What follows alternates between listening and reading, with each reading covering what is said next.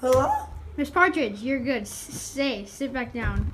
Not right there. Yep, back. There you go, you're good. Okay. So what happened was, I was sitting in my rocking chair reading a book when I heard a slow creak at the door. And of course, since I'm blind, I didn't know who it was. And until I heard somebody open my door and come into my home. That's trespassing. I don't like that. Okay, but then, don't worry. I smelled a familiar smell, and it turned out to be Sal, and she was with her friend Phoebe, and they just started walking by home looking for something. And I was like, what is going on? Like, isn't this trespassing? I would try and grab my phone, but I'm blind, so I decided to just carry on. I mean, even though I didn't know what they were doing. So I started to contemplate if I should call the cops, since they trespassed and they were walking in my home. I really wish I wasn't blind, because I would be giving these kids spankings since they trespassed into my home. So I realized that it's just some kids. What's the worst that can happen, right? So I said, hey Phoebe, are you there with Sal? And Phoebe's like, yeah. I'm like, I told them how I was sitting down in my chair just reading my book. Sal asked me what book I was reading, and I said Murder at Midnight.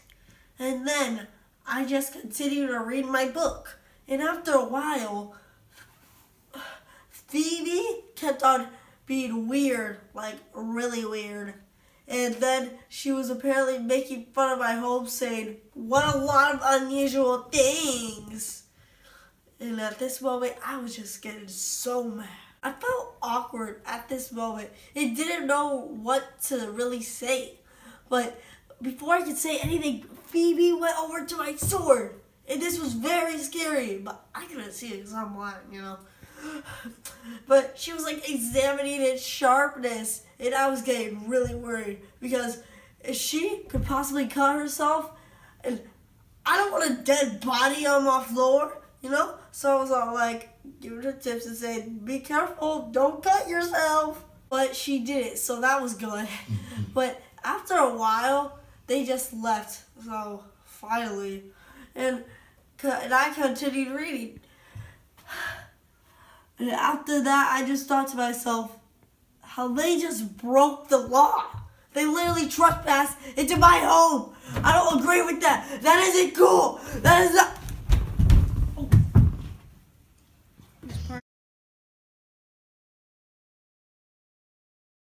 What up, girl? Hope you awake right now, because, we're going to go hit up Miss Cadaver's house and check what's in there. Alright, so, I told Sal to meet me at my house in about 5 minutes so we could discuss what we were going to do. So 5 minutes later, Sal came and we were discussing what to do, and we were like, maybe we should leave our house and see when Miss Cadaver leaves, and then we go over to her house and check out what's there. So we waited and waited about 20 minutes, and then finally Miss Cadaver left, and we started our plan. We were going to sneak over into her front door, hoping it was unlocked, and then see what's in there. So both of us, we walked over and we crept into her house, and I already got that that creepy vibe, thinking that this house was pretty weird and stuff. Like, it smelled really bad, like an old smell, and like the floors were creaking, and it was just, and I think like I saw, like me and Sal, we saw a dead rat like in the corner. It was just bad. So we walked in, creeping around, looking around to see if we could like find anything about my mother or Mr. Cadaver, and then out of nowhere we heard, hello? Who's in here? Anyone? And we're like, oh no, Miss Partridge here. We got to get out of here. And then right we was about to leave, she's like, Phoebe and Sal, is that you? And we're like, yeah. How'd you know it was us? We're like, yeah, I can smell you guys. So you guys had a familiar scent. And so after we found nothing in the house, which is pretty disappointing. I really wished we found some stuff in there, and some secret stuff. That top secret stuff, and we didn't find anything. So me and Sal decided to leave, praying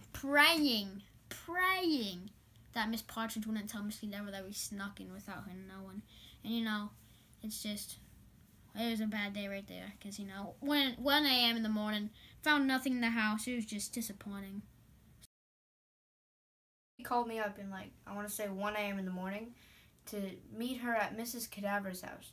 She said it was an emergency, so I went. It was the hardest to get out of bed.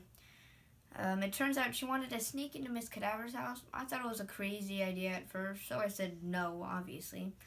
But then something popped into mind. I did want to know what happened to Mr. Cadaver, so I said, yeah, I'll do it. So we waited until Mrs. Cadaver left the house. It took about like 5 to 10 minutes. We were both scared to see what we were going to see inside that death house. But we went anyways. There were old pictures on the wall, and the floors creaked. I think I even saw a dead rat back there in the hallway. Phoebe and I just kept going until we heard Miss Partridge. It was weird because it was really dark, almost to the point where we could not see. But she was there, sitting in a rocking chair. I forgot that she was blind, so she didn't know if it was dark or not. She did somehow know that we were in the house. That woman is creepy. How in the world did she know that me and Phoebe were in the house? And that one time where she somehow guessed my age? Dang, that woman scares the heck out of me. Anyways, she said something, but I did not hear her. I told her it was really dark. She said we could turn on the lights, so we did. Then it was really light, almost to the point where I could not see, but my eyes adjusted so that I could see Miss Partridge. She asked why we were here, but we did not say anything. She said, "You guys must go, it's really late." There it is again. She knows what time it is, but she's blind. So Phoebe and I left. I went to my house and Phoebe went to hers. When I got home, I crawled into bed thinking about Ben. I could have stayed up all night just thinking, but it was too late, so I went to bed. Thank you for letting me interview you, and can't wait to talk to you next time. You're welcome.